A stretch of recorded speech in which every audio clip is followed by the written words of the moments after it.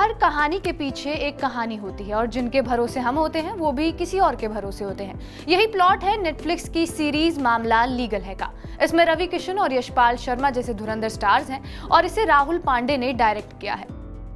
कहानी शुरू होती है पटपड़गंज डिस्ट्रिक्ट कोर्ट से, जहां अंदर से ज्यादा वकील तो आपको बाहर मिल जाएंगे। इसी बीच कोर्ट रूम से एक आवाज आती है, ऑर्डर ऑर्डर। इसे पिक्चरों में हमने खूब सुना है, लेकिन इसके बाद जो दिखाई देता है वो पहले नहीं देखा था। अब तक आरोपी को कटघरे के पास जाते देखते थे, पहली बार उल्टा हुआ जहां कटघरा चलकर जा रहा है। यही मैंने सोच लिया था कि ये कुछ बढ़िया चीज बनाई है। और कैसा भी है, 8 एपिसोड वाले इस कॉमेडी ड्रामा में आपको हर बार कुछ नया देखने को मिलता है। बहरहाल अब एंट्री होती है वीडी त्यागी यानी रवि किशन की, जो वकील होने के साथ ही काफी चतुर चालाक भी हैं। कानून में कमियां ढूंढकर अपने केस कैसे जीते जाते हैं ये वीडी त्यागी से अच्छा कोई नहीं कर सकता।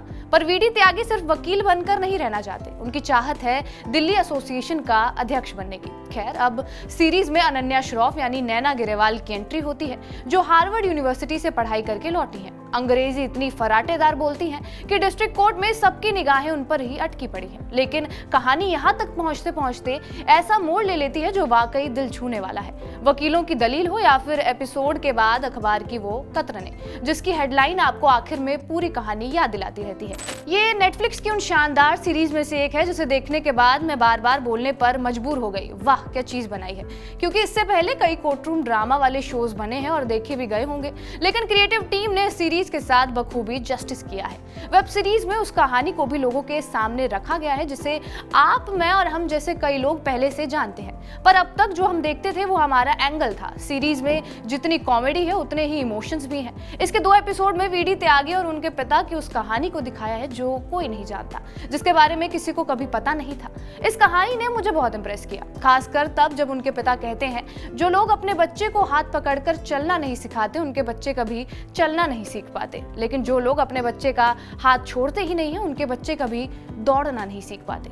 कोई भी पिक्चर या वेब सीरीज एक सौरमंडल की तरह होती है। इसमें हर ग्रह की अपनी खूबियां होती हैं और सौरमंडल को ठीक तरह से चलाने के लिए सबका अच्छे से काम करना जरूरी होता है। ये भी कुछ ऐसा ही है।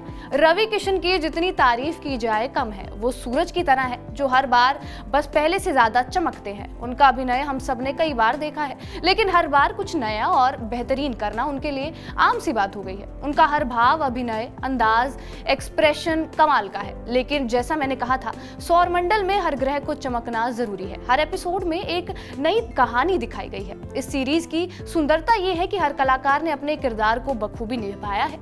हर कोई ऐसा चमका है जिसे देखकर आप भी कहने लगेंगे ये सिर्फ गरजते नहीं बरसते भी हैं। नैना गिरेवाल, यशपाल शर्मा, निधि बिष्ट और अनंत जोशी समेत बाकी कलाकारों ने भी अपने परफॉर्मेंस के साथ काफी जस्टिस किया है।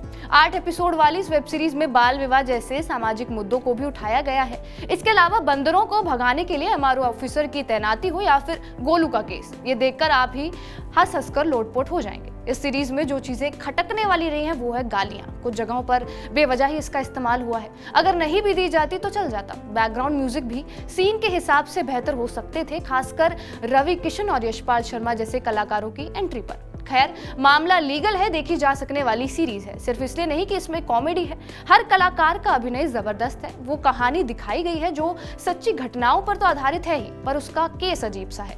वेब सीरीज में वन लाइनर, सिंपल और सटीक डायरेक्शन आपके चेहरे पर मुस्कान जरूर ले आएगी।